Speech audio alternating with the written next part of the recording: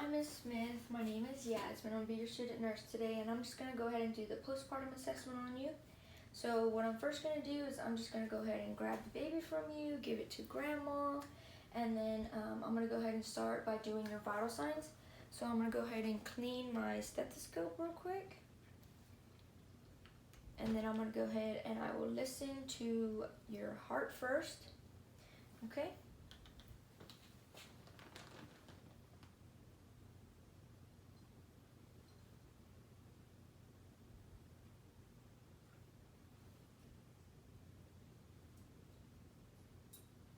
Okay, then I'm going to go ahead and listen to your lungs, so go ahead and take a deep breath for me.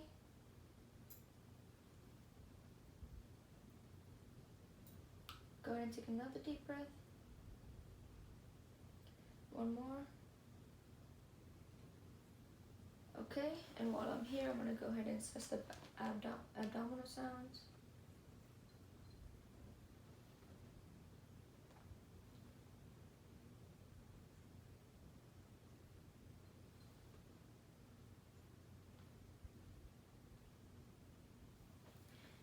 And with the abdominal sounds, you want them to be active. And then you want her pulse, her respiration. You're going to do her temperature. You want her temperature to be within the 97.8, within that range. You expect her blood pressure with the blood pressure cuff to be within the normal ranges of the 110 to 120 over the 70 to 80 range. Then you're going to assess her pulse, do that for 60 seconds. Expect that to be within the 60 to 100 range. And then you're going to ask her like how she's feeling, if she has any pain, where the pain is, how often does she have the pain, when does she get the pain, how the baby is doing, if she breastfeeding the baby, is the baby being bottle fed. And then you're going to go ahead and you did the heart, you did the lungs, the abdomen. And now you're going to go ahead and you're going to assess for, you're going to do the lung sounds on the back. So you're going to have her sit up for you if she can. Excuse me. You're going to have her sit up for you. And you're going to have her take a deep breath just so you can listen to the bases of the lungs on the back. And usually if the bases of the lungs are good, that means that the topper of the lungs are good. And then you're going to assess for her CVA tenderness, and that she'll be sitting up still, but you'll just go ahead and ask her if she feels any pain, and the answer should be no. She should not feel any pain when you do that. And then from there, then you're going to go ahead and you will, sorry, someone came outside. You will assess her breast, and if she is breastfeeding, you want to ask her if there's any pain while she's breastfeeding. And if she does have any pain, to tell her that if she wants to call you in the next time she breastfeeds, so that you can go ahead and see if there's anything that she's doing wrong, or that anything that could be causing the pain, because there should be no pain when you're breastfeeding. And you're gonna assess for any cracks, any tenderness, redness, if the breast is soft or firm, and usually they're pretty firm, especially if they are breastfeeding, because they are making milk. You just want to just assess and make sure that the mom isn't in too much pain, because breastfeeding should not be painful.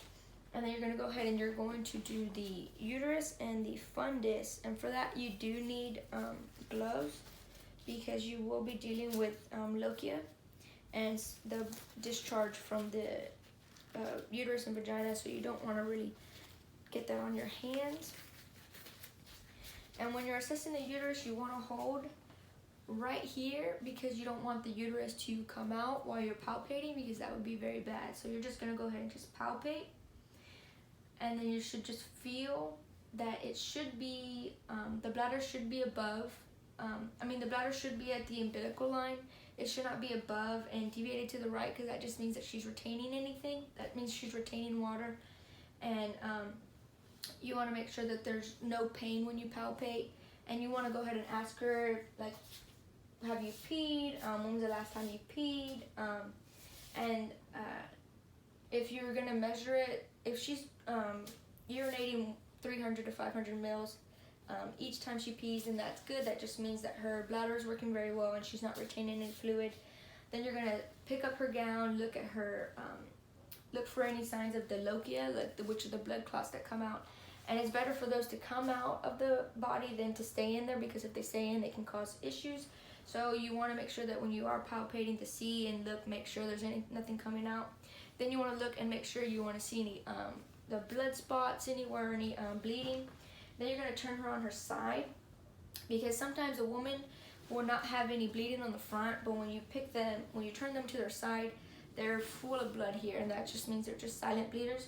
So you just want to assess this area and look for any signs of bleeding. You want to get the color, the odor, and usually the blood should have an earthy smell, kind of like your period smell. And if it's anything that smells like, it doesn't smell like that, then that could be a sign that there's something wrong, an infection could be happening. And while you have her on her side, go ahead and assess her hemorrhoids, see if she has any hemorrhoids, any bruising, pain in the back. And then from there, you go ahead and take off your gloves, and you will, then you're going to assess for any calf tenderness, see if she has any signs of DVTs. And right here, you're just going to check to see if you see any redness, feel any hot spots, and you should not feel any hot spots. Then you're going to assess for the edema. It should be 2+ on both legs bilaterally. Then you're going to go ahead and you're going to relax her knee, and with the reflex hammer or with your hand, chop right here at the knee part, the knee bone, and the leg should come up a bit, and that just means that her knee reflex is in order and that there is nothing wrong. And you also want to assess for clonus, and when you assess the foot, it should come up relatively easy. You shouldn't have any problems with the foot coming up.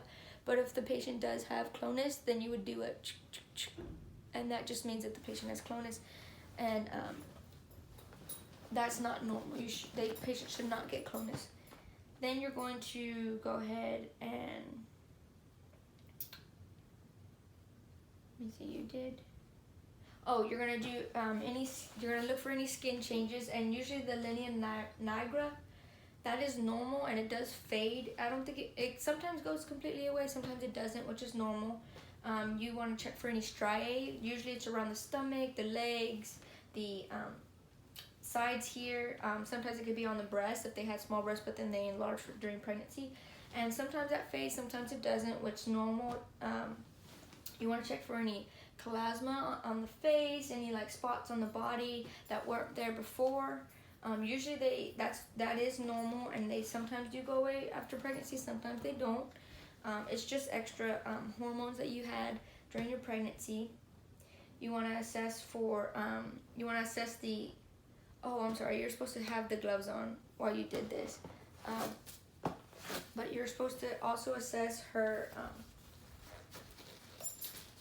if she had a vaginal birth, you want to assess the episiotomy. You want to assess for any redness, edema, any discharge, the approximation of it, and if there's any bruising in the area. And if she had a C-section, you're going to do the same thing. You're going to look at the incision site, check for any redness, edema, bruising, approximation, any discharge.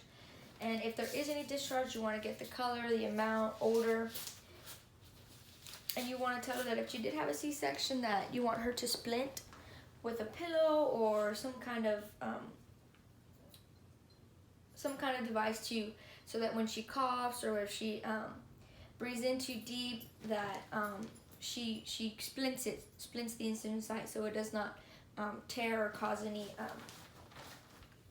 issues.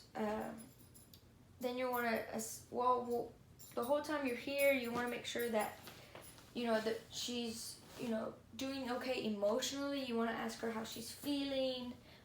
If you want to assess if she's happy, excited about the baby, she can't wait to go home and be with the baby, she wants to know about the baby, she's making eye contact, she wants the family to come in and see the baby, she wants the father to be involved, and she's crying. A lot of women that just gave birth, they do cry a lot, just because of their hormones, and that is normal. What is abnormal is if the mother is not making eye contact, she's not really answering you, she's not asking about the baby, she's not acting as if the baby's there, she's not really interacting with the baby, or so that could be signs of like a postpartum depression. And so you just want to tell the patient, like, Miss Smith, if in a couple weeks from now you feel like you can't get out of bed, or you don't really feel like doing anything, you don't want to take care of your baby, that is abnormal, and you want to go ahead and call your doctor right away and ask either a family member, your significant other, or someone that you can trust to go ahead and watch the baby for a couple of hours, just so you can go ahead and get some time to yourself and collect your thoughts, because that is not normal and it should not be happening. And then you also want to tell her about her activity level. You want to tell her, Miss Smith, you just had a baby, and so your body was put under a lot of strain, and so you do not want to be doing any strenuous activity. You don't want to carry anything heavier than the baby's weight. And so all the chores and the dishes and the laundry, go ahead and let your visitors and your family go ahead and help you out with that, so your body can get back to itself, and that you don't hurt yourself, and then that could also be bad for the baby. Let me go ahead and check my card.